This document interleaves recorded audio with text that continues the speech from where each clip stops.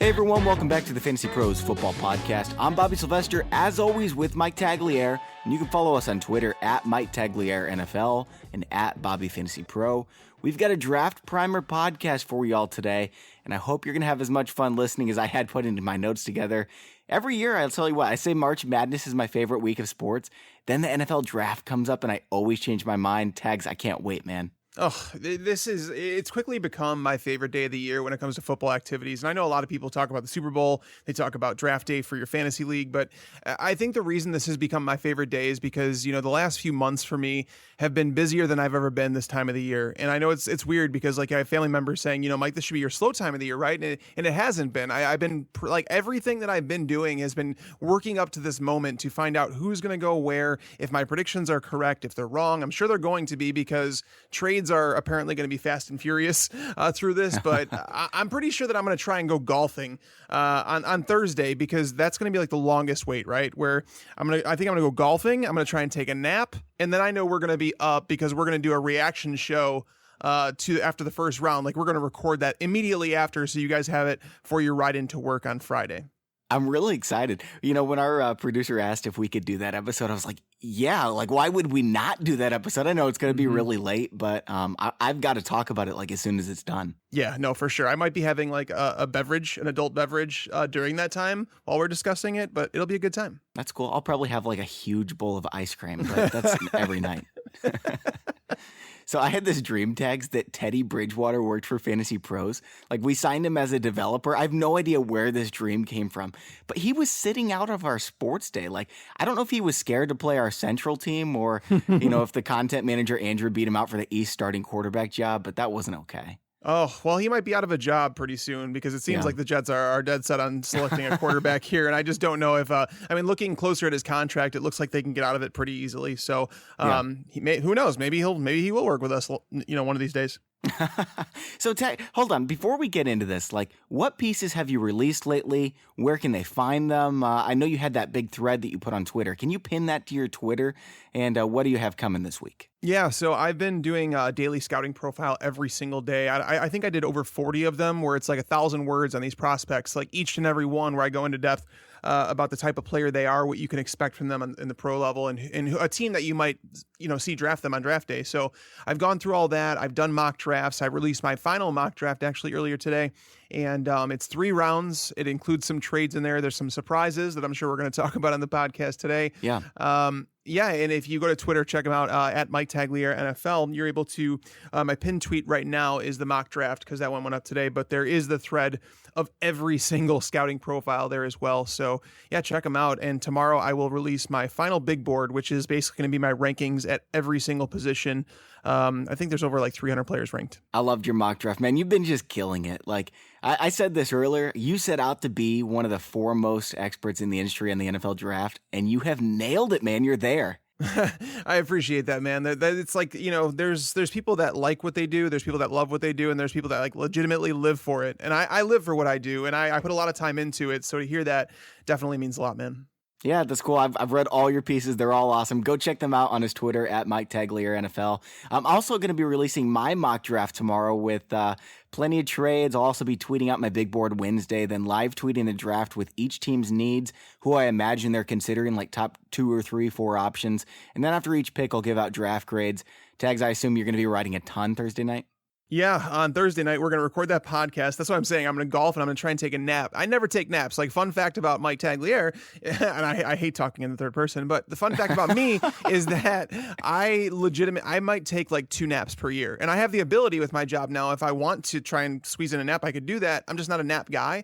But knowing that that night, we're going to be doing the podcast immediately after the first round ends, and then I'm going to start writing a mock draft for day 2. So the second and third rounds, I'm going to try and get that up as fast as possible on Friday morning for you guys to check over and see basically who your team could be looking at with the players that are left on the board. Awesome, man. Can't wait for it all. And Tags, we've got a really cool giveaway going on right now for our listeners thanks to Pristine Auction. If you all subscribe to our podcast on iTunes, leave us a rating, take a screenshot, then send it to us at contest@fantasypros.com. You'll be entered for a chance to win a signed Alvin Kamara jersey. And Tags, I always keep my eye out on Pristine for those awesome deals. There's several every single day. And I saw a Barry Sanders signed jersey that would have looked sweet in my office. Best running back of all time, man. I was very tempted the other day. I was looking through there and there was a Mitch Trubisky signed football. But as you know, I've been trying to collect helmets and I've gotten a few of them for Pristine Auction. And what I'm looking at now is I'm trying to figure out whether or not I should get a Brett Favre signed Packers helmet or if I should go Aaron Rodgers, because Brett Favre seemed like it was the consensus pick, but then I'm like, wait a minute, why wouldn't I get the greatest of all time quarterback? Like, why wouldn't I go with Aaron Rodgers? So I'm leaning Rodgers here because this is the best. This is actually the best time of the year to buy helmets. Because if you guys don't know, when they're in season, because what happens is you bid on these items and it's absolutely free. You don't pay for it unless you win the auction. So you go there, you register for free and all that stuff. You could bid on whatever you want. Things get cheaper in the off season. So we're now in the off season where there is not as many people bidding. So it's always good to go check it out. And Pristine has hundreds of auctions ending daily. They've got something perfect for everyone listening. So make sure to take a look at what they have for you. Everything's guaranteed authentic, comes with authentication from the most trusted sources. And I'll bet you'll be surprised how affordable a lot of these auctions are. By the way, like Tag said, you don't have to pay. It's quick and free to register. That's pristineauction.com. Pristine. And please, when you order, make sure to tell them Fantasy Pro sent you. That way, they'll continue to do these free giveaways for all our listeners. All right, Tags, let's jump into it, man. Right at the top, the Browns have pick number 1. If they stay at 4, though, do they take Barkley if he's on the board? That's the question, right? Is like I feel like there's a few swing picks, but Barkley we know is going to go in the top 10, so that's not doing a whole lot. But a lot of people have been asking me, how do the Browns let Saquon Barkley fall past 4? And the reason is because they went out and they signed Carlos Hyde at the beginning of free agency. They didn't wait very long. They signed him at the beginning of the free agency, and they made him the 9th highest paid running back in football.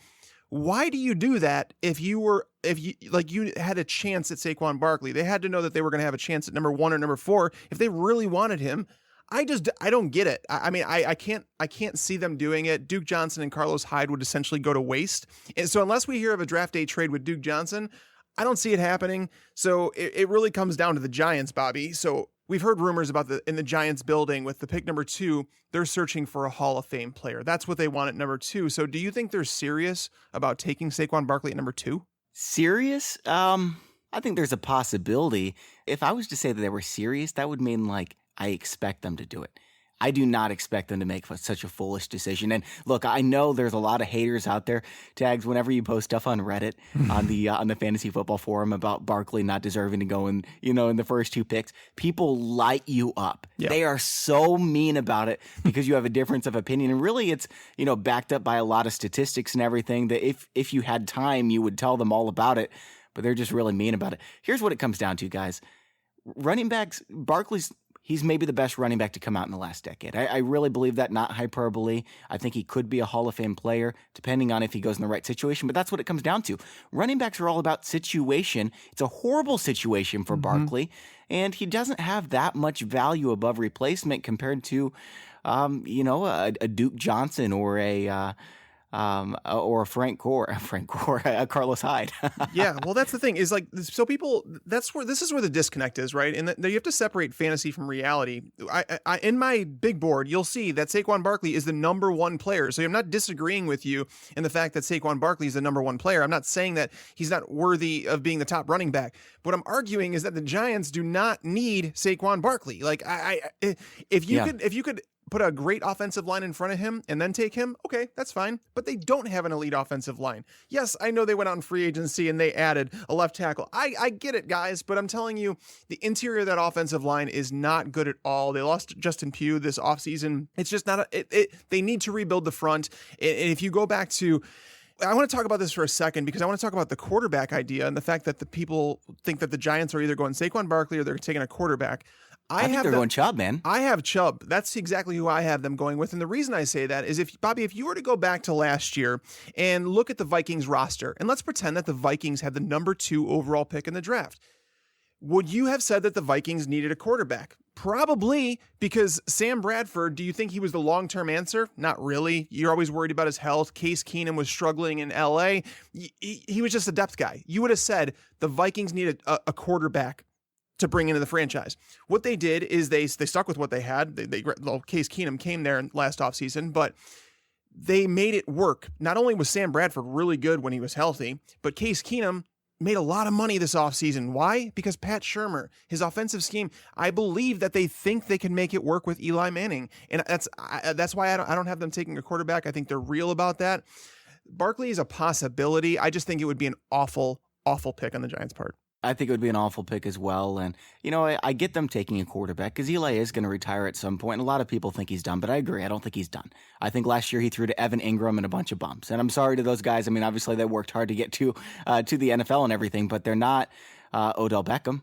Right? It's not even close. Eli's going to have some great weapons to throw to. And I know the Giants were horrible last year. I think they can be playoff contenders with Eli Manning this year. I think so too. Well, the defense, they'd have to turn that around. The defense really went to shreds last year, and I don't know what happened. Yeah, they weren't trying because their offensive line was such a disaster, and they had nothing on offense. It was ugly. They've got weapons still on defense. They do, and that's the thing. Is like I don't want to say that they're a playoff team because I don't think that they are, but I do think that they could be a better offense than people think. The question here, and what it all comes back to, and the reason why I think the Giants screwed up last year is because they didn't play Davis Webb. They never found out if he could play at all. Like you wanted to at least see him in some game action to say, can he be a competent quarterback? Like even just get us through a year or two just of competent quarterback play until we draft another one? Or like, do we have something here? They drafted him for a reason that they felt like he was going to be better than most other people do, because a lot of people have said Davis Webb's not the answer when people have never even seen Davis Webb throw the football in the NFL. I think they missed out on an opportunity last year to play him and see what they had. So whether it's Eli Manning or Davis Webb, I think they need to find out what they have in Davis Webb this year. But the real issue here, Bobby, is that looking forward, I don't cover college football until the offseason, right? I've looked forward a little bit, and the 2019 quarterback class does not appear to be very good. And that's where people can hang their hat and say, the Giants may be bad again in 2018, but that doesn't mean they're going to find their quarterback in 2019. So they may take a quarterback here and surprise us all. I think it's a fine draft class. It's worse than this draft class. I can say that pretty certainly. Like, I'm sure a few of these guys are going to bust, but to have 5 options that you could take in the top 15, that's pretty special. But next year, I think Shea Patterson is a lock. I think that he might be a better prospect than all these guys besides Baker Mayfield. Yeah, and that's the thing is like they're saying that there's 1, maybe 2 quarterbacks, and the thing is things will change all the time, right? Like there's quarterbacks that Cardale Jones was once considered like a lock to be a high first round pick, and then obviously we all know how that ended. Yeah. But that's what I'm saying is just like early consensus here is that this is the quarterback class, and next year is going to be weaker, and I think we expect the Giants to be better than having the 2nd overall pick. Let me ask you this, Tags: is there any chance that Barkley goes number 1, and if so, the Broncos don't take a quarterback at 4? Is there any way they would do that? No, there's not, and that's the thing. So there's news that came out. Well, what if they traded down? What if they traded down to 12 and picked up Lamar Jackson? Ugh, no, don't do that. I think it would be a disaster. I'm just saying, like, the Browns are a disaster. No. That's the kind of thing they do. So John Dorsey, someone close to the situation, said that he hasn't narrowed down, if not already decided, but that he will not tell the staff who he is picking until the day of the draft. He doesn't want it leaking, so he's making the pick at number 1. Now, will they trade out of number 4? I think so, because me too. Because news came out that the Bills are not going to be able to work out a trade with the Giants, and we know that the Bills want to get in the top 5. So they're either going to pay the Browns or they're going to pay the Broncos. And I just don't know. This can go so many ways, and this draft is like so hit or miss with a lot of things. But I think the Browns would be smart to trade back from 4. And I know some people think that's stupid because it's the Sashi way, and that's what they were doing before, accumulating draft picks. But the needs that the Browns have right now, the biggest needs to me, defensive tackle and offensive tackles. They need to replace Joe Thomas, and they need to replace on the defensive line Shelton. They traded away Shelton to the Patriots. You can get Villa at 12. That's perfect. Yes. Yes. Yeah. And that's the thing is McGlinchey, some people are expecting him to fall to number 21, 22. So if they can get Villa at 12 and then they can get McGlinchey at 21 or 22, that's a win. Like seriously, you do that every single day of the week. I think I like Colton Miller as much as McGlinchey. He's going to be there at 22. You can get both those guys, Villa and Colton Miller. I don't think Colton Miller is on the level of McGlinchey. I think McGlinchey, for whatever reason, like his name hasn't come up during a lot during this draft process. And towards the end of the show, we're actually going to do a bold predictions thing. And I think that some people are overlooking Mike McGlinchey because like how important of a position that tackle is in the NFL. And Colton Miller, I do think that he's going to go in the first round, depending. on if the Patriots make a trade, because I think it's very possible that the Patriots trade to move up into the top 10 if one of the top. And if they do, they're not getting Miller. But if they sit back, he's their guy. Correct. Yeah, he's like a perfect replacement there at left tackle. Nate Solder, those guys look almost identical. He's huge, man. Colton Miller is a monster. He's like 6'9". Yeah, he is. The Browns at 4. I think they will trade back. I think the Broncos will also trade back. I think 4 quarterbacks are going in the top 5. And I think the Bills are going to try to get into 4, but I actually think that maybe the Arizona Cardinals, maybe one of these other teams will jump higher. I think the Jets are probably taking Baker Mayfield, but if Mayfield drops to number 4, I'm banking on the Cardinals giving up the moon to get him. Yeah, the Cardinals apparently are, and not just, they don't just like Baker Mayfield, they love him. And so the Cardinals, the issue is that they paid Sam Bradford a lot of money, but I think that they'll look past that if they say we're going to rebuild the franchise and we're doing it behind Baker. They have a few defensive pieces in place. So I understand why they would do that. And I could see, like, if Baker Mayfield fell to number 5, I think they should absolutely consider trading up. Like that's a player that you would consider trading up for. But I don't think that the Jets go with Josh Rosen. I don't think Rosen would be very good in New York. Like I try and think about these things, and I think that they have to as an NFL team. How would Josh Rosen handle the New York media? He's like a no nonsense, and then that's the thing. Some people think it's not a bad thing, and that's the thing. It just depends on how you take things, right? But he's known to be the smartest guy in the room. He'll let you know that. New York media will eat that up, and they will play with his emotions when he kind of does that stuff. So I don't think that Josh Rosen's built for the media in New York, and it's not to say that it would be a horrible pick from a franchise standpoint based on talent. I just don't think that Josh Rosen works in New York. I don't think that he should be on a New York team. Like I think Baker Mayfield's the most emotional guy. I don't think the media would get to him. I think he would troll the media. I think he'd have fun with it, and the coach would be mad at him. Like a Rodgers thing? Yeah, kind of like a Rodgers thing, a little bit more extreme because he's a kid. Yeah. Like if Rodgers would have had a chance as a kid, I'm sure he would have done it, but it was all Brett Favre all day. And Rosen might not have that opportunity to be hidden from that. But, yeah. I'd like to see Rosen end up with the Dolphins. Do you think the Dolphins are an option to trade up to 4 or 5? I don't think the Dolphins are trading up. And the reason I say that is I don't think they have the ammo. I don't think they have the depth on their roster to handle losing a bunch of draft picks. I would say the same thing about the Jets, but, obviously they gave up 3 second-round picks to move up 3 spots. Yeah. So, they gave up a lot of depth to do that. So it's not to say that it can't happen, but they apparently seem okay with giving Ryan Tannehill another shot, whereas the Jets, they didn't have anything. They needed a quarterback, and that's why moving up to 3, they're taking a quarterback. It's just a matter of who. But I think like the biggest swing in this draft, like we're talking about all these quarterbacks, right? But I think the biggest swing for me in this draft is the Bucs. And the reason I say that is like if you go through and look at these analysts and what they're predicting, I've seen some take Barkley at number 7. I've seen some take Marcus Davenport. I've seen some take Quentin Nelson, and some take Derwin James. Like those are 4 players that can really swing the rest of the draft. Like that would legitimately change everything. Yeah. I don't think that there's any chance they pass on Nelson. I think their offensive line has been ignored. They had a lot of injuries last year, and like it was just like one of the worst offensive lines in football. And when you've invested so much like they have into the offense, you have to protect your quarterback, and they need to give Jameis Winston a realistic chance to survive. And on top of that, they need to get a run game going. So I don't think that they pass on Quentin Nelson there, but some people seem to think that Barkley, if he falls, they have to take him. And some people think that Derwin James might go up that high. If Barkley and Nelson are both on the board, who do they go with? I'm going Nelson if it's me. If it's me, I'm going Nelson. But then how far does Barkley fall? The 49ers. The Bears aren't taking him at 8. You think the 49ers are taking him after signing Jerick McKinnon? I do. I actually think that they're going to draft another running back. Actually in my mock, I had them take Royce Freeman in the 3rd round. I think that they're looking for something like the Saints are doing, kind of like actually what Shanahan did in Atlanta, where he had Devonta Freeman and Tevin Coleman. I think Jerick McKinnon. Yeah, but why would they? If he can do that with Freeman and Coleman, why would he waste a 9th overall pick on a running back? Well, because it's Saquon Barkley. I don't think Lynch would do that, man. I know it's Barkley, but I don't think Lynch would do that. I think Barkley could fall out of the top 10. I don't see it happening. That's the reason I say that. That's the reason, like, it's hard to see both Nelson and Barkley being there on the board.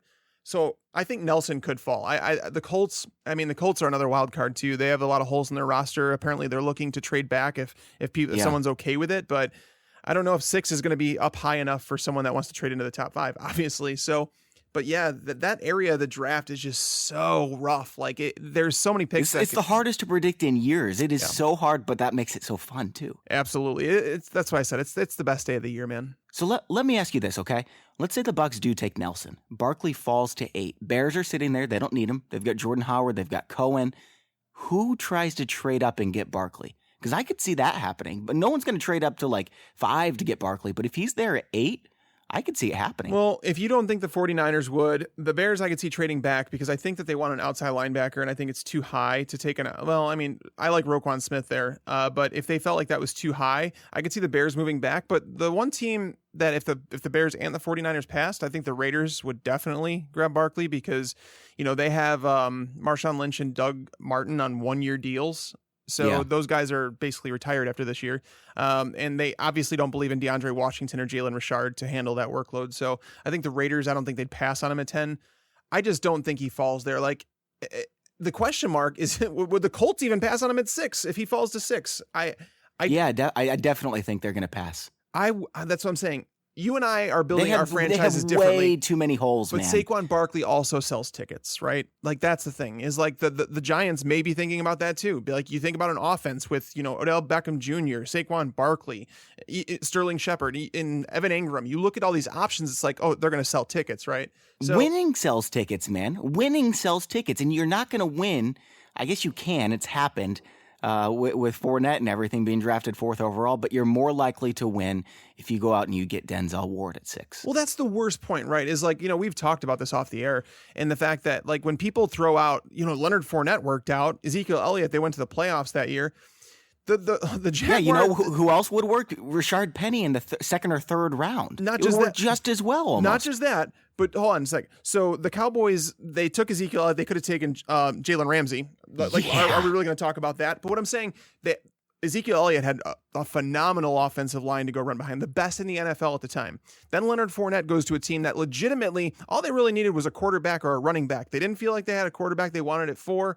They took Fournette. That defense is built. They needed someone to run the ball and kill the clock. They said before the season, ideally we run the ball every single play. So you obviously need someone who's going to be able to carry a workload, and Leonard Fournette was the consensus number 1 on the board. So I understood that a little bit more, but there's no team at the top of the draft that you can make this argument for. I mean, you look at the offensive lines that are drafting at the top, the Browns, the Giants, the Broncos. The Broncos, they're the Barkley wild card, where I think that after cutting C.J. Anderson, they have a clear need there. I think they feel it's too high to take a guard in Nelson. I mean, is it too high to take a cornerback there? Not really. Denzel Ward can go there, but I think the Broncos are a team that I would actually project Saquon Barkley to go to, even though I wouldn't do it myself. That's where I've got him going too. But I just can't see him falling out of the top 5, and that's where I'm at. I think that's why the Broncos are discussing the possibility of trading out, because I think they feel like if he's there, they have to take him. Yeah, I mean, Elway played with Terrell Davis. He remembers how big that can be. Oh, yeah.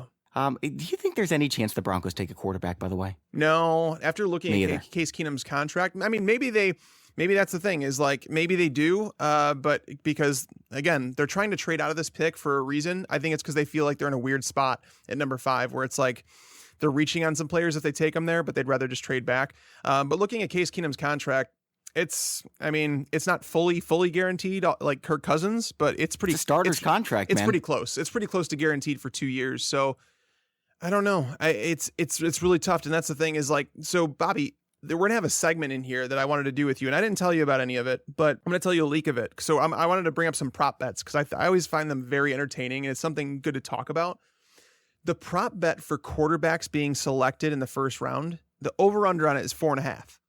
So a lot of people have 6 quarterbacks going in the first round. So obviously Vegas tends to know more than we do, and then you look down. So there's other prop bets too. Total quarterbacks selected in the top 5. It's 2.5 is the over under. Quarterbacks in the top 10 is 3.5. So when you look at that, it's like, what teams are we going to cross off potentially drafting a quarterback? I think the Broncos are one of them. Yeah, definitely. Man, those numbers seem really low to me. They do. That makes me nervous. Like, I've been wrong about everything. Well, think about Deshaun Watson. Nobody expected him to fall as far as he did last year. Nobody thought the Texans were going to be able to pull that off, but they did. Like the Chiefs traded up to get Mahomes, but those guys fell further than they were expected to. You know, I saw if Lattimore hadn't dropped to the Saints that they were going to take Mahomes. Wow.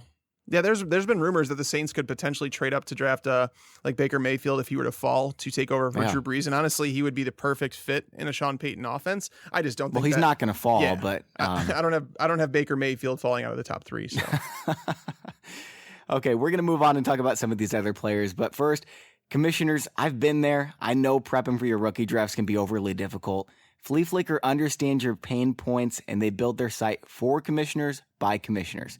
Features like email drafts make coordination a breeze, and your league is really going to appreciate the option to trade year-round, including future draft picks. If you add in fast live scoring, an easy-to-use interface, powerful commissioner tools, dynasty features, and a new mobile app, you're going to be good to go. Flea Flicker has partnered with the top names in the industry, including fantasy pros, to provide reliable rankings, projections, and player news. And best of all, Flea Flicker is 100% free. Visit fleaflicker.com/pros today.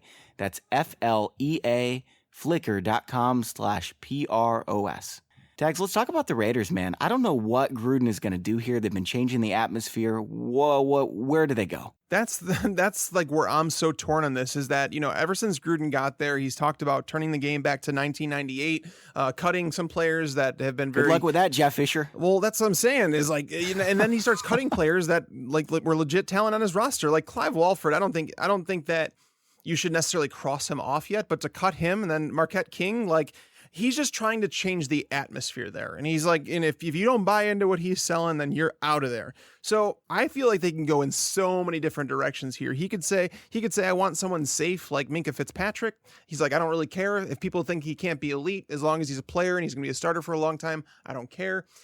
I could see him doing a loony thing and taking a tight end there. I could see him doing that. No way. Are you serious? Well, he's talking about running a whole bunch of two tight end sets. And when you look at the Raiders roster, are you really scared of Lee Smith and Jared Cook? No, you're not. So I actually think the Raiders do want to draft a tight end semi-high. Yeah. I don't think they need to at 10. And that's why in my final mock draft, I actually projected the Patriots to trade up with the Raiders because I think some of the things that they want to do is move back, and the Patriots can move up to grab Josh Rosen if he's available, because I don't think that they trade up that far just for anybody. But I think if Josh Rosen falls there to 10, I think that's where the Patriots jump the Dolphins and make sure they get him. You know what would be the funniest thing ever is if Josh Allen falls to 10 and that's who the Patriots want. The Patriots want Josh Allen. My brain would explode. I think Bill Belichick's too smart for that. He's way too smart, but if it happened, my brain would explode. It really would. How is there such a difference? Like, I guess not everyone in the world knows that Josh Allen is a bust. Like, he has so many defenders on Twitter. I don't know where these guys come from. I don't know if, like, somebody is paying these people to promote Josh Allen, but there's way too many of them. And if you're listening to the show and you promote Josh Allen, stop it. I don't know how to defend him. Honestly, like the only thing that the only leg you have to stand on is that he's got amazing arm strength and that he can make every throw. Like he can do that. He's mobile. He's athletic. My argument for Josh Allen would end there in that he's physically gifted. And he can throw in the snow. Yeah, he could throw the ball over the mountains. Just ask Uncle Rico. But for real though, like you can't teach accuracy. His pocket awareness is not very good in terms of he doesn't see ghosts like Blaine Gabbert did when he came into the league. But he's just very late to recognizing pressure. Like he'll get hit because he just doesn't see somebody. He doesn't recognize a blitz package. So it's really tough to say that Josh Allen should be a pick. I mean, with that being said, it seems like it's a lock that he's going to go in the top 5. So it is what it is. And you're going to be rooting for him to, back up AJ McCarron because I think he goes to the Bills, whoever they trade up with. I think that's who the Bills are trying to get because apparently he's got big hands and he could throw the ball in Buffalo weather. That drives me crazy, man. Yeah.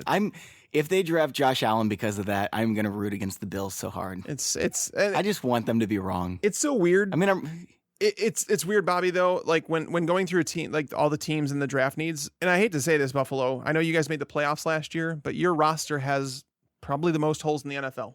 Oh, man, have you seen the Jets and the Dolphins? They're bad. They're bad. The Dolphins, actually, It's amazing. All three of these teams are in the Patriots division. The Patriots are going to win all 6 of those games by 50 points. Well, it's so weird that I don't know what it is, but if you go back and you actually predicted it last year that the Dolphins would beat the Patriots in Miami. Whatever the case, Tom Brady hasn't played well on the road in the division. And I know division games are different and teams know each other really well, but I just don't see how they have the talent to compete. And that's, we talked about the Raiders being unpredictable. The Dolphins are the pick right after them. And that's another team.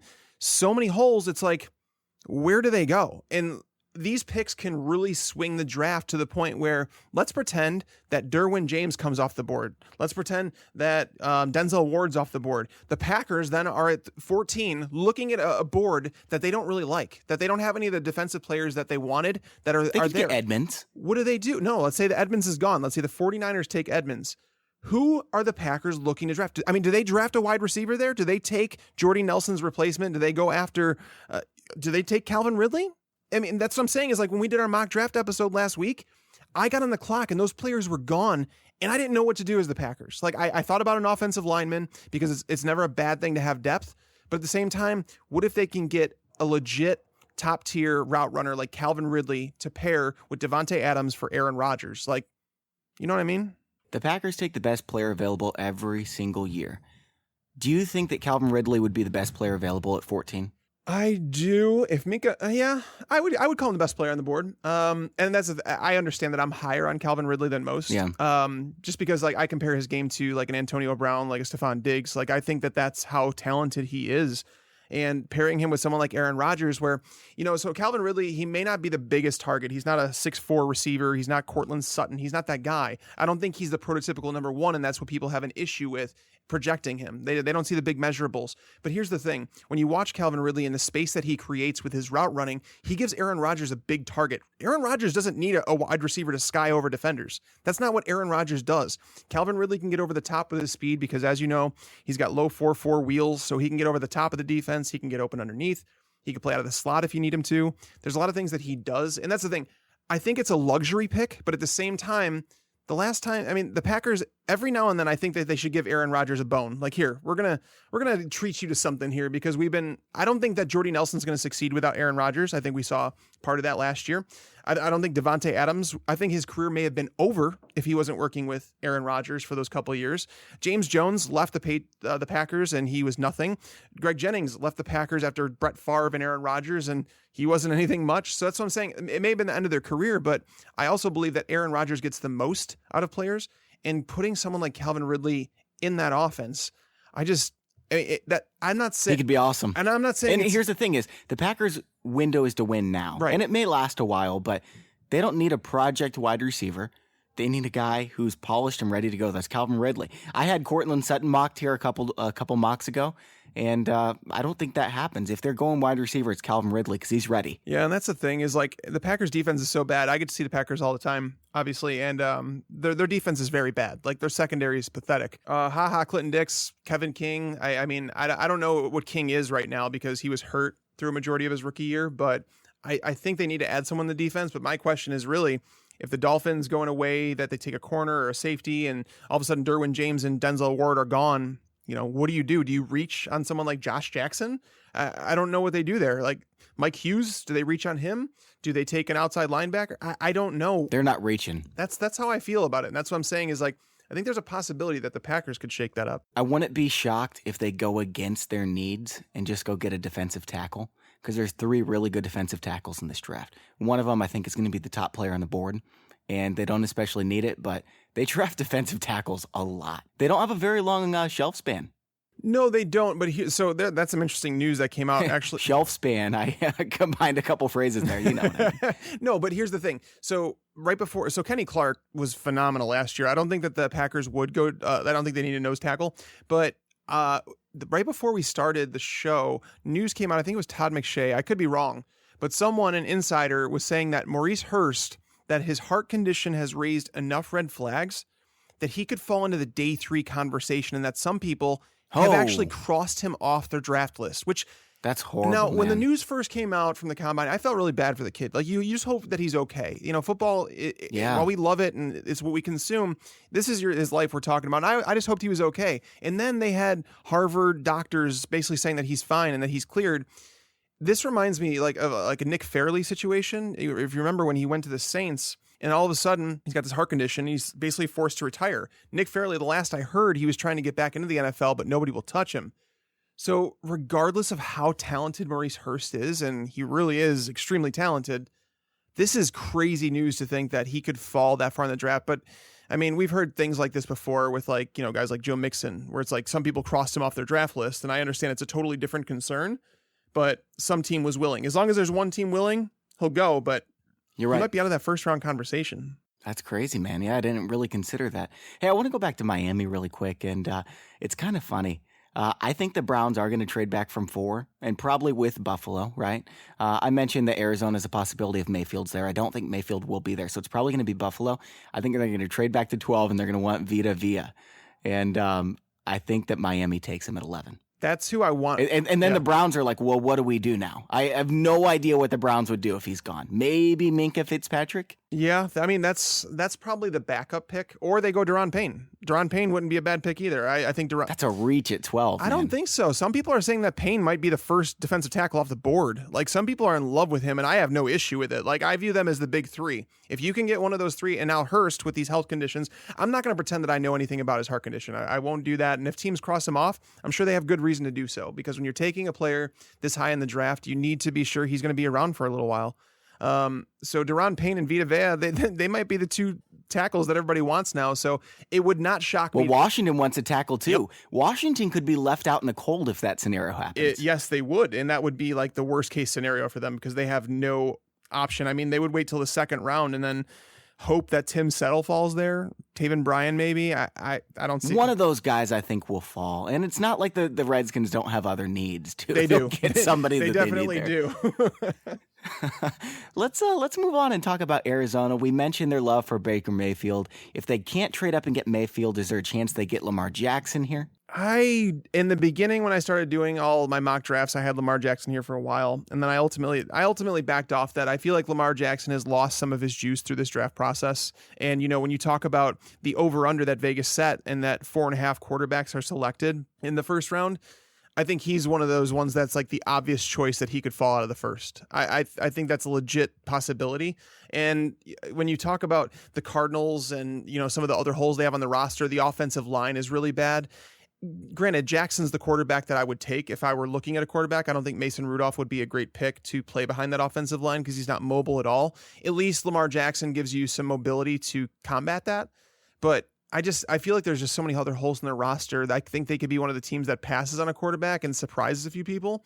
But would it surprise me if they took him? No, but I'm just not predicting it at this point. All right, what about the Ravens? I mean, they could use a quarterback as well. Joe Flacco's not going to play forever. I don't think he really deserves to be a starter in the NFL. They just got Snead, though. I was thinking they were going to get a wide receiver, but since they got Snead, I don't know if they're going wide receiver here, tackle, quarterback. Maybe they get Mason Rudolph, Lamar Jackson. I don't know what they're going to do. They're kind of a wild card. They are a wild card now with this whole Snead signing, even though I don't think it really fixes. You think about it, the Saints... Like, I know Twitter's really high on Willie Snead, but when teams like the Bears, like the Saints, when they put these original round tenders on unrestricted free agents like Willie Snead, like Cameron Meredith, and that's the thing, it's not like Snead was paid a ton of money to go to Baltimore. I do think it's a question, but what they said is that it dropped them out of the Dez Bryant sweepstakes. So they were a team that was initially interested in Dez Bryant. After they signed Snead, they said, yeah, we're out of that.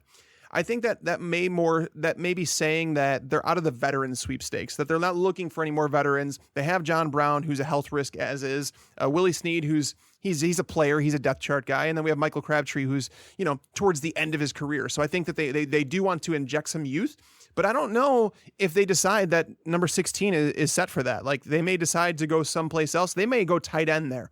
It wouldn't shock me if they go, you know what?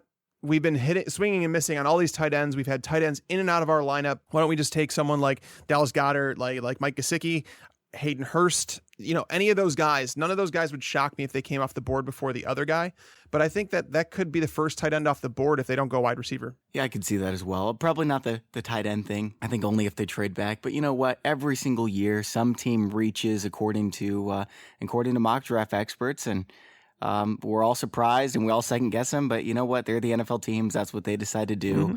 And it happened. So you're right. I mean, stuff like that happens. It could happen. Yeah, no, definitely. So, I mean, that's why when people talk about this and like how hard it is to predict, you don't even know who's going to be on the board for the Ravens there at 16. Like there's so many questions in front of them that these swing picks that we're talking about, the Packers can change that. Because let's say that the Ravens are stuck on Calvin Ridley, and then he goes to the Packers, and then they're sitting there looking like, wow, we don't want to do the whole Brashad Perriman thing again. Like that's possible that Cortland Sutton's that guy. Now, I think it's unlikely they go wide receiver, man. They got 3 guys now, Crabtree, Brown, Snead. But no youth. They don't have any depth on the roster. They don't have any youth. They're all older guys. I want to say they're all at least 27 years old. At some point, you need to invest if you want to reap the dividends. And I think it's rare to get the number 1 wide receiver off the board if Calvin Ridley were to fall. I think it's rare to get one at 16. But you're also, I mean, are you going to spend a first-round pick to get a 4th wide receiver when you could just get one in the second round? I mean, DJ Chark's going to be there for them in the second round. Oh, don't take Chark. By the way, if you're... Well, I don't like Chark, but... If someone's listening to this, if an NFL team listens to this podcast, do not take DJ Chark. Not in the second round. Like, if you want to take him in, like, the 4th round, I'm okay with that, I guess. But and you're right, Bobby. Some people have mentioned him as, like, a high second-round pick, and I think that's nuts. Let's talk about the Seahawks a little bit. I mean, they've got voids in defense. They have a horrible offensive line. What do they do to build around Russell and get another championship? Well, that's the question. What do they do? Do they start rebuilding that defense that literally, the Legion of Boom is gone? The 12th man, that whole thing. Like ever since Pete Carroll got there, it was defense, defense, defense. And then, Russell Wilson kind of made the offense look a lot prettier. It's kind of like, I can't remember the movie that it is, but that really pretty girl that makes all or all of the ugly friends make this other girl look pretty in the middle because she's compared to a bunch of ugly. I don't remember what movie it is. Shallow Hal, I think.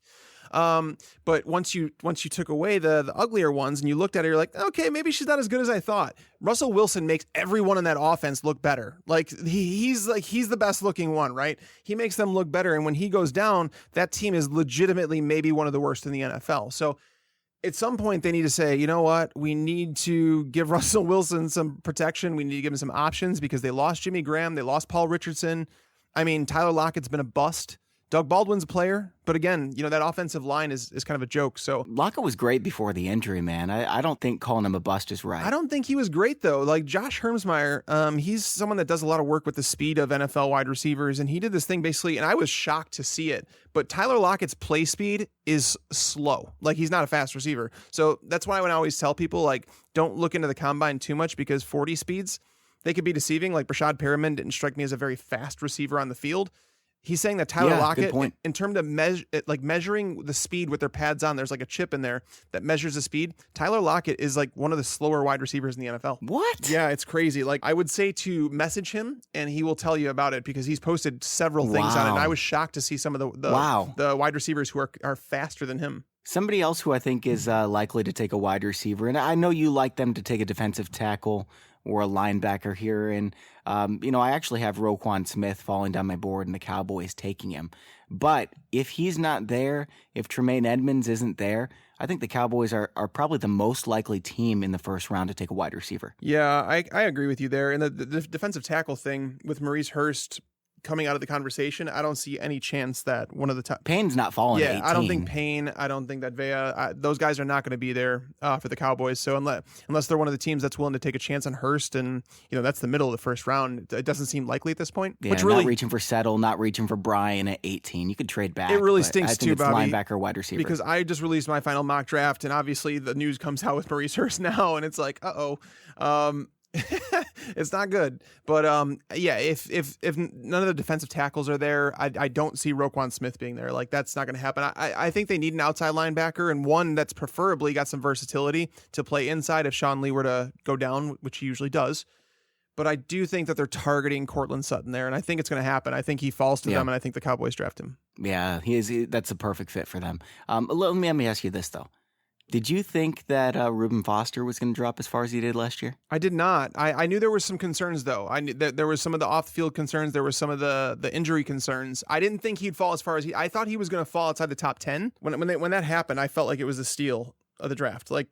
If someone does this year, it's Roquan Smith, right? I mean, I guess that would be the Reuben Foster of this year, but I just don't think teams make that mistake again. Okay. I think that kid is so talented. I mean, it didn't really turn out to be a mistake based on what's going on There's with Reuben Foster, but he was really good. Yeah, from a talent standpoint, he was extremely good on the field, and the 49ers are going to feel that loss because they announced earlier today, if you guys missed that news, John Lynch came out and said if that Reuben Foster did hit that lady, he said he will not be on this football team. Awesome. Yeah. Love it, dude. Yeah. No, John Lynch, he's not playing around. I like what they're doing there in San Francisco. Now, I'm not tooting the 49ers horn, producer Clinton.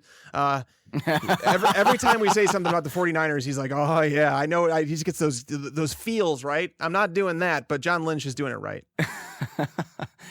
I'm interested to see what the Bengals are going to do here because they're in a horrible spot. Like the Bengals, we know what they need. We know who they're going to take. But they either have to reach to do it or they trade back. I don't think they have to reach.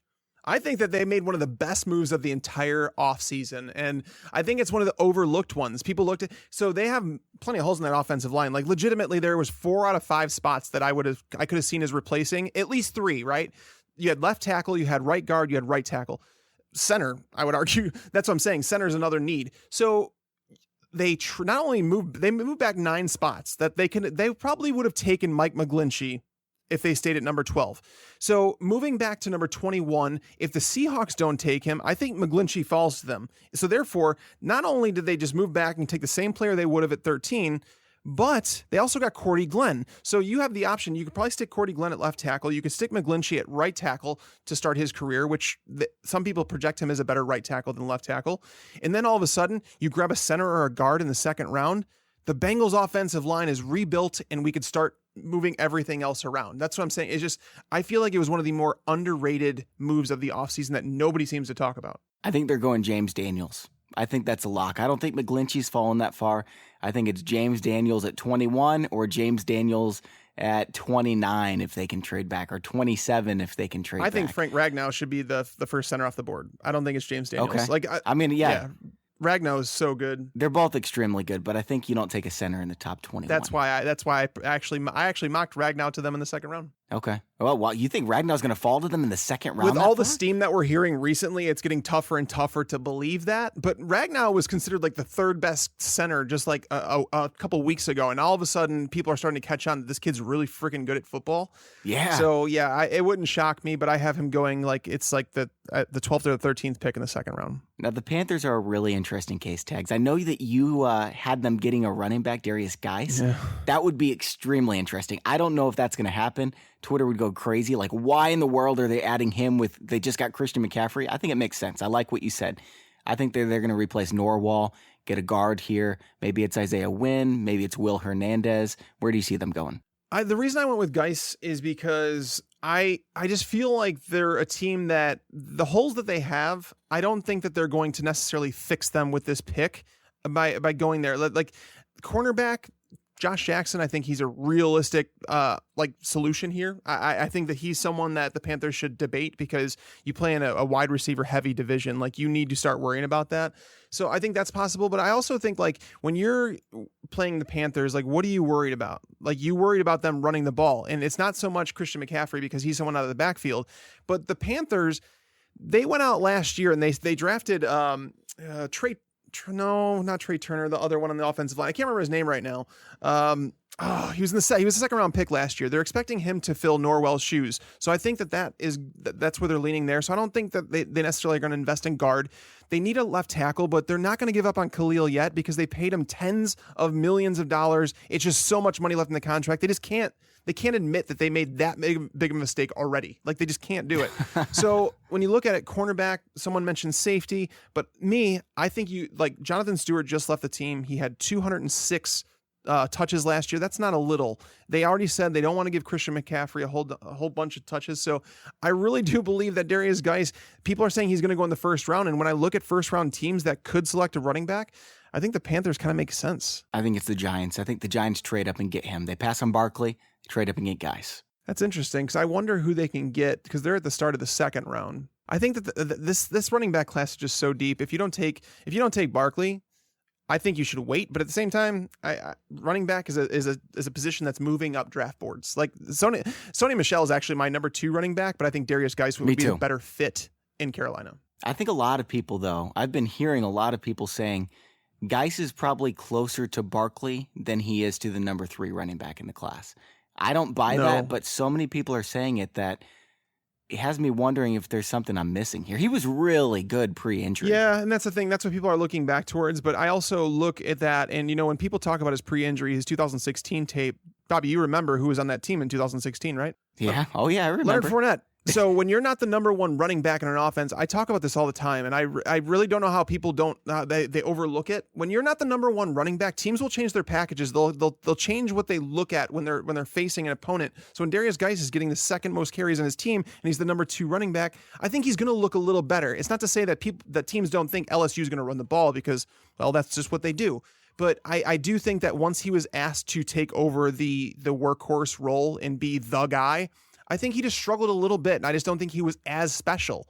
I don't think he's a special running back, and I'm saying that on this podcast. I'm being open about it. I think he's an above average running back, but I do not think he's special. I think that Sony Michel is a better running back in today's NFL. I agree, and I think that Rashard Penny's right there. Mm-hmm. I think that Royce Freeman is right there with Darius Geis, and it's just crazy to me to take a running back who's not special in the first round. Nick Chubb can be in that conversation with him too, as a 2-down back that, the thing is, Geis might have better hands than I think some people think. I think he'll be competent, but Sony Michel is like a legit 3-down back who can pass block with the best of them. Okay, Tex, we are going to go quite a bit past an hour. We usually do right about an hour podcast, maybe a little bit longer, maybe a little bit shorter. You know what? It's NFL draft season. Let's keep talking. We're going to get through all our notes. Hope you guys enjoy the extra content here. I've got 3 more teams I want to talk about here. Then we'll get into bold predictions, props, late round targets, and teams that we think are going to trade. What I want to know is Steelers, Saints, Jags, all 3 of them could use another quarterback, a good young quarterback. How often do you have a chance to get a potential QB1 this late, and which one is most likely to get a quarterback? Yeah, that's why I think that it goes over. I think that whole Vegas line of 4.5, I do think it goes over. I think it's teetering on 5. I think Lamar Jackson might fall out, but I think Mason Rudolph should be I think he should be the guy for the Steelers. And I understand that they need a safety and that there's some other holes in this team that they could use, but with Ben Roethlisberger under center, until he retires, you're sticking with him. There's no question about that. It's not an Eli Manning situation. When he's playing, you're starting him. It's like the whole Brett Favre thing in Green Bay, where it's like he's threatening retirement. What do we do? They finally got Aaron Rodgers, and they got him to shut up. Like you know what? We're going Aaron Rodgers. We'll see you later, dude. I think the Steelers, how often, when Ben Roethlisberger's under center, their team is going to be good enough to make the playoffs, right? And so they're always going to be in the bottom third of the draft. Or bottom quarter of the draft, I should say. So how often do you have a chance to draft a franchise quarterback there in the bottom quarter of the draft? Not very often. So being so deep of a quarterback class, if Mason Rudolph falls here to the Steelers, they should draft him. And I think that they should have learned their lesson last year when they picked Josh Dobbs. They tried waiting to draft his. That's not going to work. That stuff does not work. No, and it was exposed in the preseason. Josh Dobbs is just not a very good quarterback, and I think that a lot of people knew that, but I don't think that they can make that mistake again. If who Mason Rudolph is, if who we know Mason Rudolph is this year, if he was in the draft last year, I think there's a chance he goes first overall. I like Trubisky better, but I think he's in the conversation. Yeah, Mason Rudolph, if it wasn't such a deep class, he'd be considered like a top 10 pick. I do believe that, but that's where you get out and talk about trades. Bobby, here's another prop bet for you. This one is crazy. Now, this one legitimately made me feel really bad about my mock draft and all the time that I put into it. The total number of round 1 trades, and keep in mind, this says trades prior to draft day do not count, okay? What do you think that number is for total draft day trades? 6.5 is my guess on the over-under. Wow, that's higher than I was. But 7.5 is the over-under. That means you have to have 8 trades in round 1 in order for you to hit the over. I don't see any. Last year it was 7. The year before it was 7. And I thought that was pretty high. I thought 6.5 would be the number. I'm going under on that. It could be over. But yeah, no, that's the thing. I've got 7 in my mock right now. From the previous years, those trades were made on draft day, where it's there's already been a few trades made prior to the draft, like the Jets and the Bills moving up to where they did. there's been trades like already. Well, there's so many trades late in the first round too. Yeah, that's true. Where teams, like some players fell where teams didn't think they would. Atlanta trading back, we all think we know what they're going to do, but they really don't have that big of a need. Like, they could trade back if there's a team that's really hungry to move up and get Leighton Vander Esch, right? Yeah, that's definitely a possibility. You make a good point there, and I was told that the Eagles are a team at 32 that they're looking to trade out of that pick, where it's like they don't have any major needs unless someone falls, and that's the Vikings. Yeah, that's why. Yeah, I see the Jags moving back if their guy's not there. That's the thing. These are all possible. I was just shocked to see 7.5 as the over/under. I was like, wow. Yeah. I'm sure a lot of people are going to bang the under on that, but I think it was Adam Schefter. I think people laughed probably when I said 6.5, but yeah, there's a lot of trades. I was doing the research kind of right before this. I'm looking at this. Okay, Lamar Jackson, I think he will go in the first round. I think there's 6 quarterbacks going in the first round. I don't think it's the Patriots. I don't think it's the Cardinals. I think he falls deeper than that. I don't know if it's the Saints, Steelers, Jags. I don't think the Jags would probably take him. I think somebody moves up to get Lamar Jackson, maybe at the very last pick, kind of like what happened with Teddy Bridgewater. Bridgewater fell.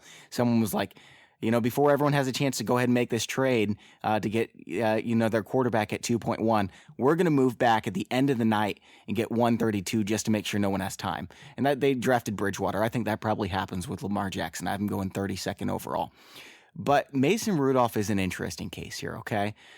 I think the Patriots, if he's there at 23, definitely take him. I don't think he will be, though. I think one of these 3 teams, I don't know if it's the Saints, Steelers, Jags.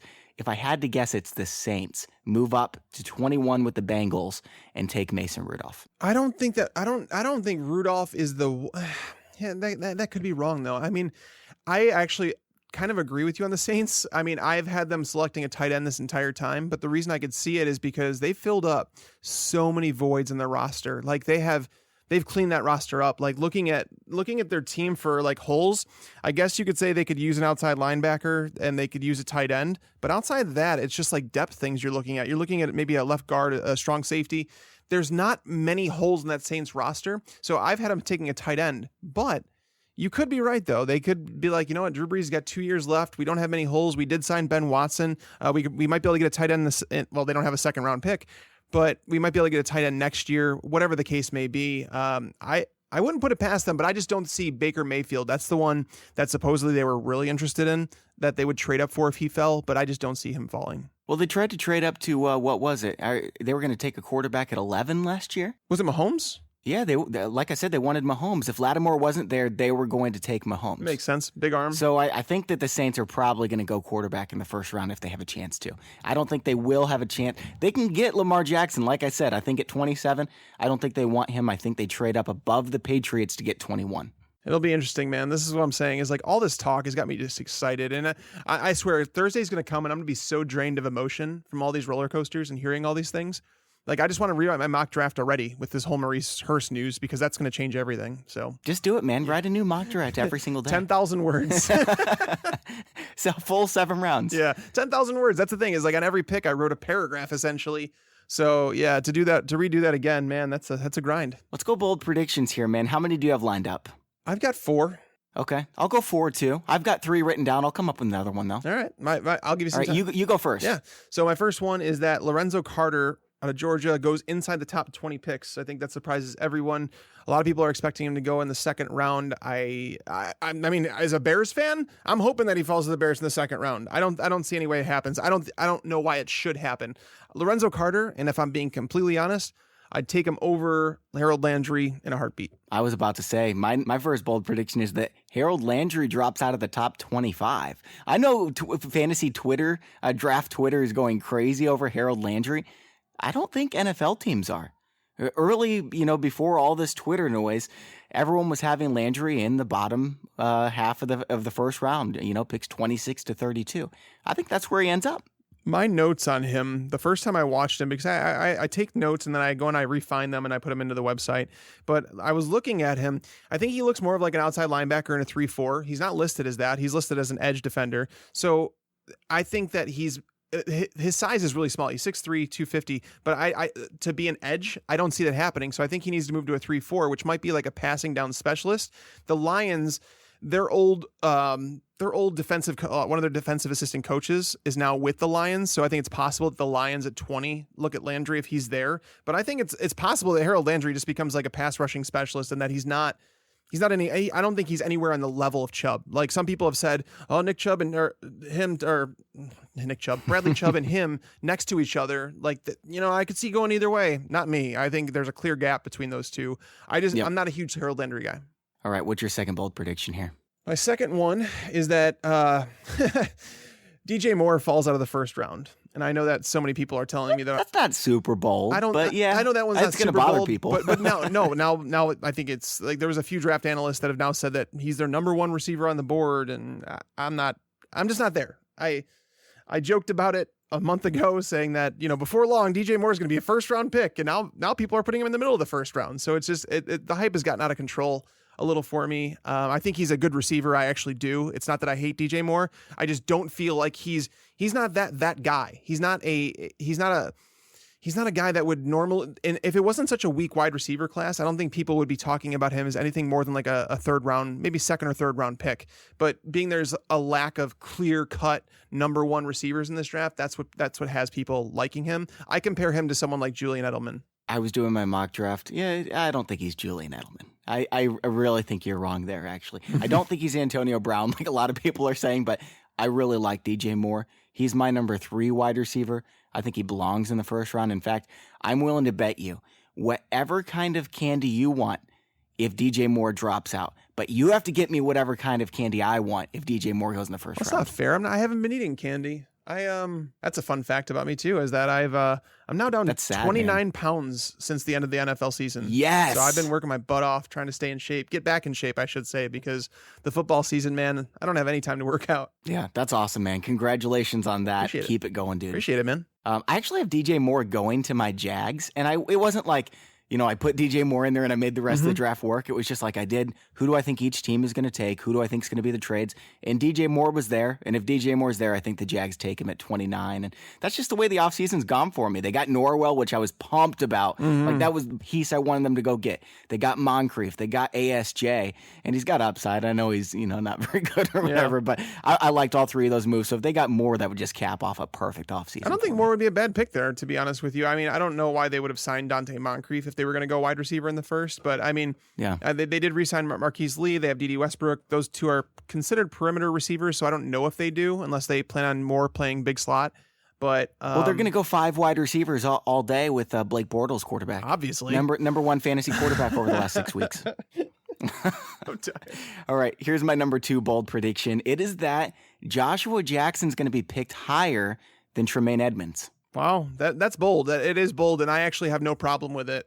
Josh Jackson he's a tough one for me. I have mixed emotions on him. I feel like he could be good, and I also feel like he may have been overhyped at the beginning. But I'm okay on him. I think he could be a solid NFL corner. But he could go anywhere from 12. I think. I think if the Browns get number 12 and Fitzpatrick's gone and Villa's gone and Derwin James is gone, I could see them reaching for Jackson at 12, and I don't think it's especially a reach. He belongs in the conversation there. Yeah. I could see him going as deep as 25, though. I could see him go fall into the Eagles at 32. Like, I could see that happening because there's some other cornerbacks like Mike Hughes. He's creeped up draft boards where he's in that conversation. Jerry Alexander. There's like a tier at the top of the cornerback board. So I could see any of that happening. So, but yeah, that one's bold because Tremaine Edmonds is expected to go top 10. All right, number 3 here. Number 3 for me is, despite being 25 years old, Hayden Hurst is the first tight end off the board.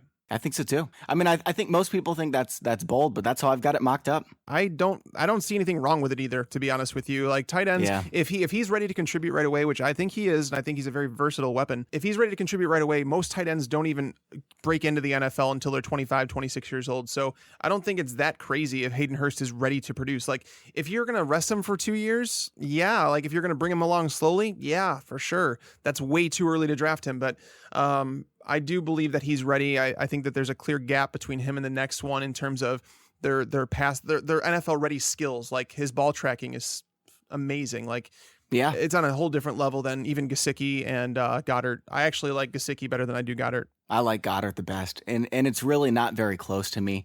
I wouldn't be surprised at all if the Eagles take him at number 32, even though they've got Zach Ertz, because they are in love with him. I think they'd fit better with Hurst, actually, like to replace Trey Burton, because it's like that move tight end, the one that they can plug all over the place, whereas Goddard, I think whoever drafts him is going to draft him to be their tight end 1 and like the guy that they want to be able to block, and they're going to try and bring him along. I think it'll be a year or 2 for him before he turns into something.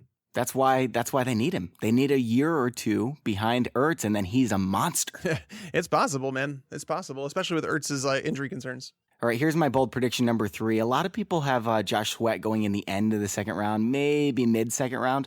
I have him going number 31 overall to the Patriots. I think the Patriots love this type of player, and I think they're just going to get him. They could trade back if they wanted to, and the Patriots love to trade back, but I don't think they're taking any chances that this guy goes before them. I actually love the call that he goes to the Patriots. I actually have him going in the second round to the Patriots. I think that the fit is awesome.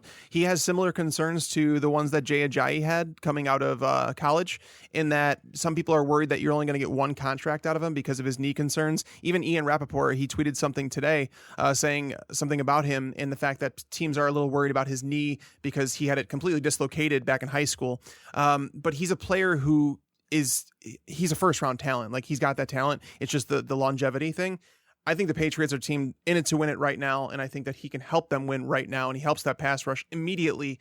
I would dig that pick. I mean, I just think that they can get him in the second round. All right, dude. Number 4, make it bold, because mine's really bold. Well, mine, I should have went the other way around, because Lorenzo Carter, that was my boldest one probably. But Mike McGlinchey goes inside the top 15, despite some having him fall to the 25 range. Like, I just don't. Yeah. I don't see that. Left tackle is such an important position, or even right tackle. The tackle position as a whole in the NFL, I think people underestimate what trenches mean, like, to a game and how much it impacts the quarterback. Mike McGlinchey, I think he's my top tackle in this class, and to see him fall at the top 15 would be kind of a travesty. And if he falls to the Bengals at 21, they should be jumping for joy and running to the podium. Yeah, yep, definitely agree. And, I think a lot of people are going to think that's bold. I think it probably happens. Yeah. I think somebody goes and gets McGlinchey there. Yeah, that's definitely possible. All right, here's my number 4, and this is going to surprise a lot of people. Calvin Ridley is going to fall all the way to number 26, where the Falcons will get him. Oh, dude, don't even do this to me. Like, I would like, so outside of my Bears, the Falcons are my next team. Like, so I have a Julio Jones. I have a Julio Jones jersey. I have a Matt Ryan jersey. I've had them for years, so it has nothing to do with the Super Bowl. I have pictures to back that up, people. But for real, like, if Calvin Ridley went to the Falcons, I will get a Calvin Ridley jersey because that's awesome. Calvin man. Ridley and Julio Jones. Can you imagine him and Julio? Yeah, 2 Alabama guys just chucking it up. Yeah. All right, man. Let's move on over to the props that you got for us. All right. So the props, we went over a couple of those ones. We talked about the quarterbacks being taken in the first round. Hear about this. Total running backs selected in the first round. Over-under is at 2.5. Really? I would have set it at 1.5. Wow. My number would have been set at 1.5, so I'm saying under. Me too. I think there's 2. I think there's 1. You don't even think Geis goes in the first? I have it mocked up where Geis goes to the Giants, and the Giants trade up to get Geis, but I think it's more than likely going to just be 1. Yeah. And I wouldn't be surprised if Barkley goes 10. So you're going under on this one as well? All right. Yeah. Total wide receivers selected in the first round. This one, 3.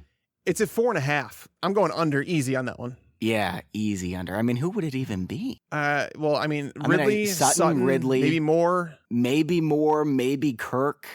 Kirk is possible. There's a 5th one? Who could be the 5th one? I like James Washington. He's like my number 2 receiver. So I like him a lot. I love him on the Patriots. I would love him on the Packers actually in the second round. I think he's a perfect Jordy Nelson replacement. But oh yeah, and that's why I never wanted to mock Calvin Ridley to them, because I feel like they can get who they want in the second round.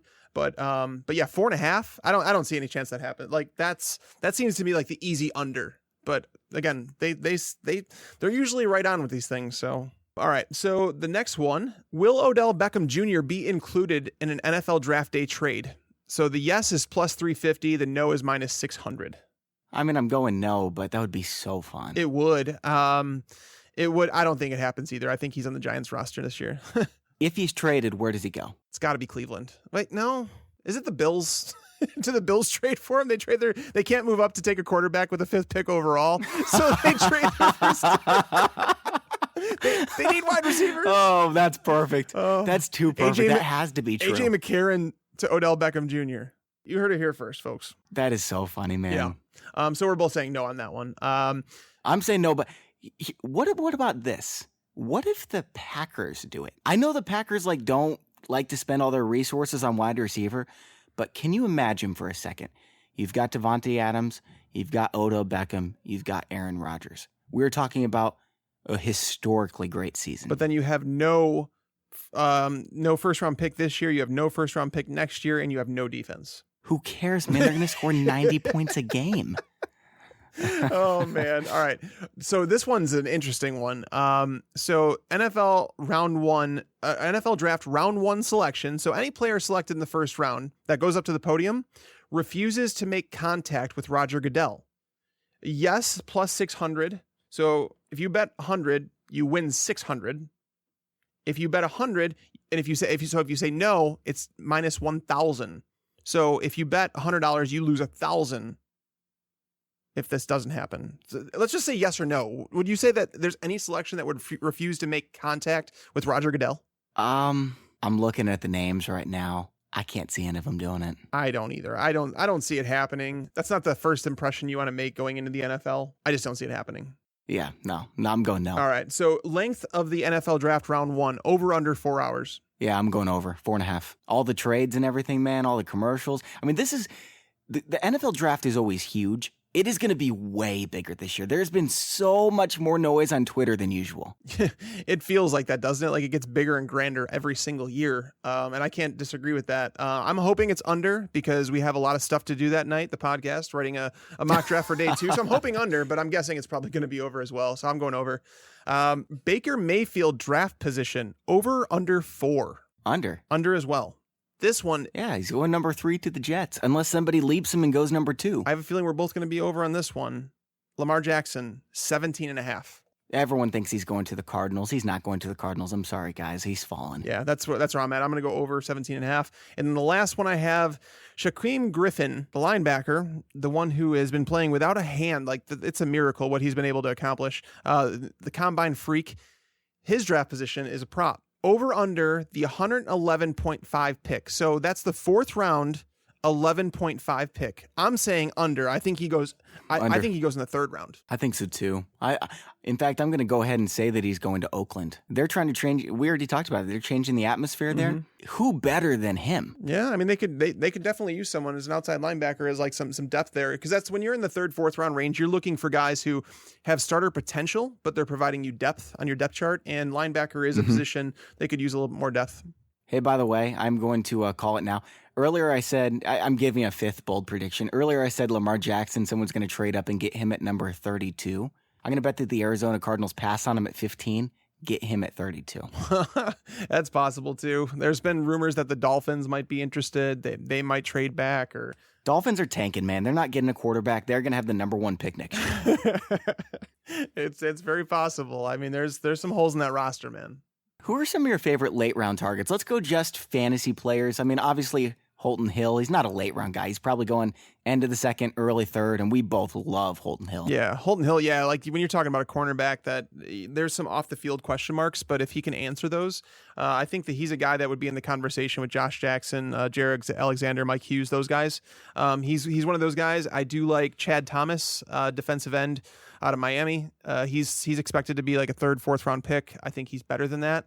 I've already mentioned, talking about Lorenzo Carter. That dude's a baller. Like he should be. Yeah. I think he should be a 1st round pick.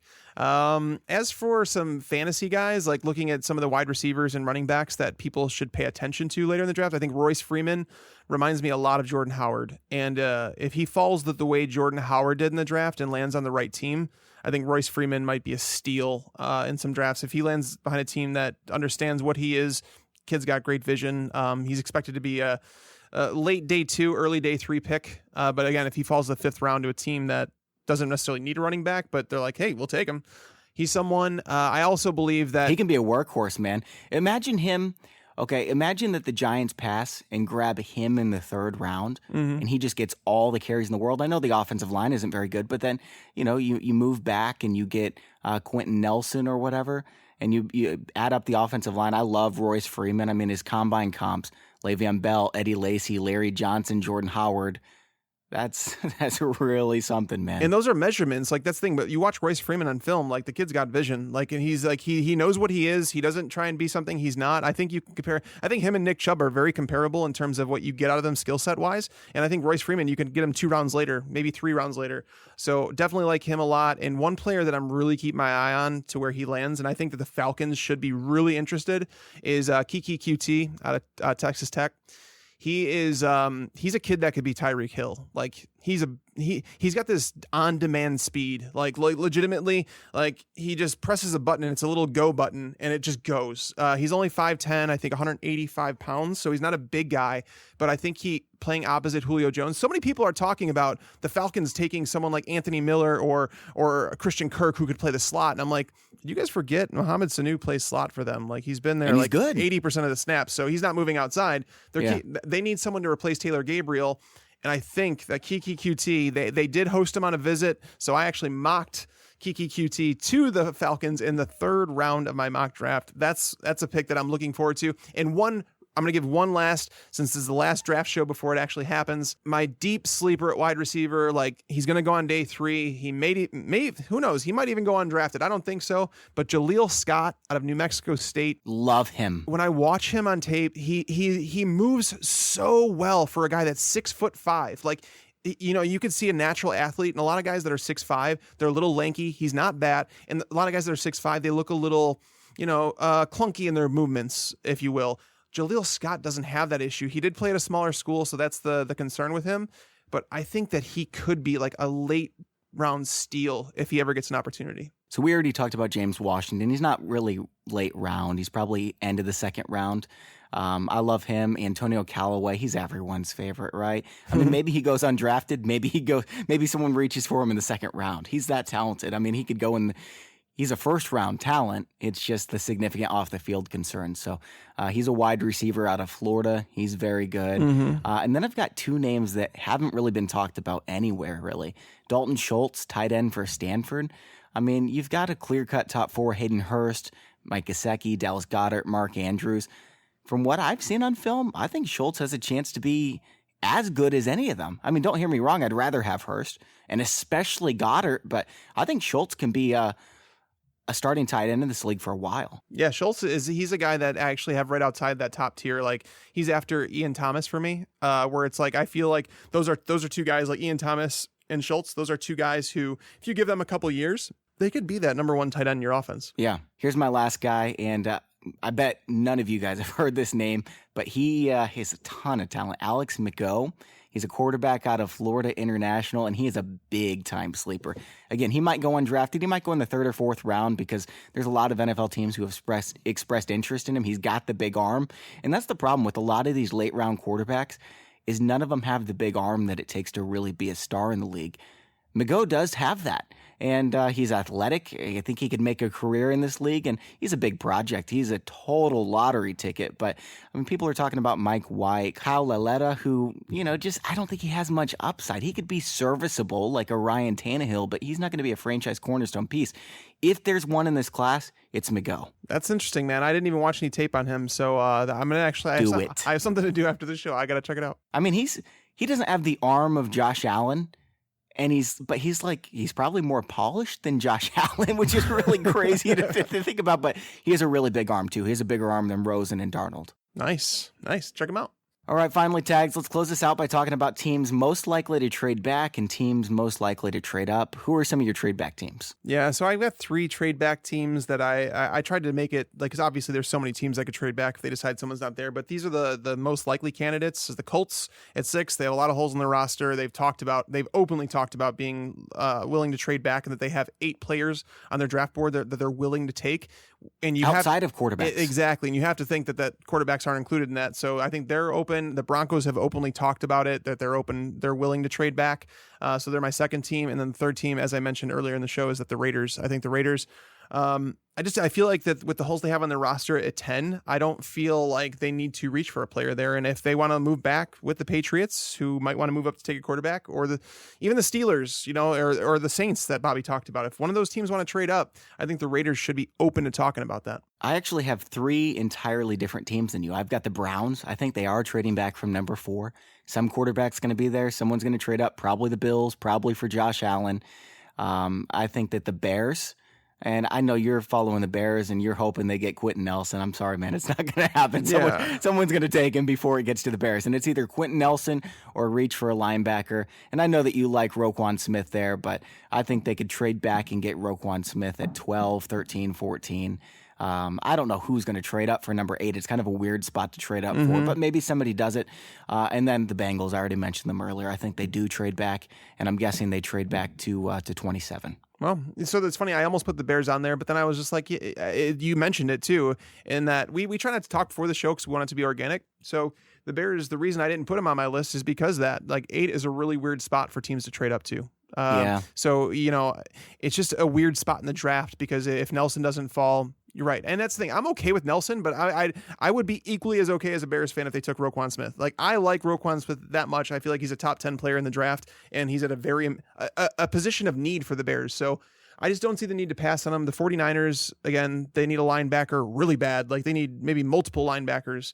So that's the thing, is the Raiders just feel like that's the sweet spot because you have to get in before the Dolphins because you don't want to leave a potential franchise quarterback on the table for the Dolphins because they might just take him. Yeah, I think you're right. I don't know. I don't see them taking a quarterback just because I believe that they're tanking. We'll see what happens with them. What about teams that are going to trade up? Obviously, the Bills are number 1 for everyone. Who's your number 2 and 3? So, yeah, it was the Bills. The second team is the Patriots. I think that there's legitimacy to the whole Josh Rosen thing where they have interest in him. I think it makes a lot of sense.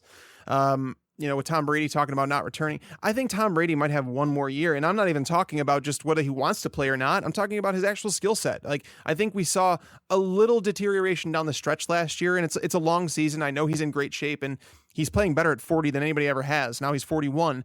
And that's not taking anything away from him, but seriously, it can't happen forever. So they need to get a quarterback in, and it needs to happen now because ideally they have a year to prepare the kid. So I think Rosen is a real target. Rumors came out today that Lamar Jackson actually met with the Patriots. I think that's a smokescreen. That's fake. That's the thing. He said there was legitimate interest there. I mean, I don't see it. That's literally changing your franchise. I just don't see it happening. So, well, Belichick's won every single way except for that. Yeah. He won with a power running game. He won with defense. He won with airing it out to Randy Moss. He won with passing it to running backs. Now he just needs to win with a guy like Lamar Jackson. Maybe I'm missing something here, but I don't see it. You're not. You're not. And I think you are missing something with Josh Rosen. I don't think that Bill Belichick's going to go get Josh Rosen. In fact, I would eat my underwear if he gets Josh Rosen. He's either going up to get Baker Mayfield, and he'll have to go up to 5 or 6 to do it if Mayfield drops, or he's going up to get Mason Rudolph. I really think that Bill Belichick loves Mason Rudolph. I think there's a chance he gets him at 23, but if he's hearing something, maybe he goes up to 18 and gets him. Maybe he goes up to 14 and gets him. You guys heard it here first. Bobby told me he will eat his underwear if Josh Rosen is drafted by the Patriots. So that's on record. Like, you can't take that back. I've got some underwear I haven't worn yet, like from the store, so that's what I'd be eating. I'm talking about the underwear you have on at this moment. And my last team, Bobby, the one that I said would potentially trade up is, we talked about a little bit, the Packers. I think they're a team that should consider trading up a little bit to make sure that they don't miss out on their top cornerback or their top safety. If they need to get Derwin James or Denzel Ward, one of those two, I feel like they need to make sure they get one, because if they don't, they're going to be left in the dust, and it's not going to be pretty. I like Derwin James for them a lot. I don't think that the Packers trade up, though. The Packers never trade up. That's not their thing. Yeah, it is their thing, but although they also never sign free agents, and they went out and they got Jimmy Graham. So they're trying to change things in that front office. I just think it's possible. I think if there would be a top 3 team that I feel like should debate trading up. Here's my top 3 most likely teams to trade up. Buffalo is number 1. Mm-hmm. Cleveland is number 2. I'm not talking about trading up from number 4. I'm talking about trading up from what they have in the second round. Yeah, that makes sense. They've got 3 second-round picks. And I think they're going to have 3 first-round picks, maybe 4 first-round picks. If they trade back from 4 and get 12 and 22, And then they've got picks 33, 35, 64. I wouldn't be surprised if they trade 35 and 64 to move up for another top 20 pick. I don't know. It's possible. I mean, that's the thing is like I hated having the Browns move back because they talked about this. They had accumulated so many picks. At some point, you have to pick players. I get that, but I just feel like at 4, there's just nobody there that I feel like they should reach for. I don't think they should draft Saquon Barkley at 4, and that's what I'm saying. And I don't think Chubb's going to be there. Otherwise, I think they sit there and they take Chubb. Yeah, that's actually what I would do if I knew that Chubb was going to be there. Yes, I would take Chubb at 4. My other most likely team to trade is the Patriots. So, all right, man. You know what? I was going to end the show right there, but we went long enough for everybody else. Let's do something for ourselves. I know you have a list somewhere, Tags, and I want to know what your dream draft is for the Bears. Just give me their first 3 picks. Who do you want, man? Oh, who do I want? Quentin Nelson, number 1. Number 2, I would hope that Lorenzo Carter falls to us there. And then the 3rd round, who's realistic? Holton Hill. I'll take Holton Hill in the 3rd. Oh, man, that draft would be beautiful. Yeah. I'd love to get Holton Hill for the Jags too, but I just think it's unrealistic. So here's what I want. I want them to trade back and get Jair Alexander, and then I want them to trade up and get Malik Jefferson. I don't think they can get both those guys with where they're sitting unless, they have to get them in the middle of the 2nd round. And there's a chance that neither of them is available there. But I want both those guys. And then the 3rd, I want Desmond Harrison, who's just going to eat people alive. That's my dude, that offensive tackle. I talked about him a while ago, and that I just feel like that dude is a monster just waiting to happen. And I'm going to root for him in the NFL. I hope that, the off the field stuff fixes itself, but he's got the right attitude you want on the offensive line. Speaking of off the field stuff, I'm going to get greedy and take a 4th guy. I want Antonio Callaway late in the draft too. There you go. All right, man. That's all for today's show. Thank you again for the sponsors of today's show. Fleaflicker.com/pros. It's 100% free and it's perfect for commissioners, built by commissioners for commissioners. And pristineauction.com, they're giving away a signed Alvin Kamara jersey for one of our listeners. Just take a screenshot on iTunes of your subscription or review to our podcast and send it to us at contest@fantasypros.com. Again, that's pristineauction.com, PRISTINE, and make sure to let them know Fantasy Pros sent you. For Mike Tagliere, I'm Bobby Sylvester. Thanks for listening, and enjoy your football. I just wanted you to watch me dissolve.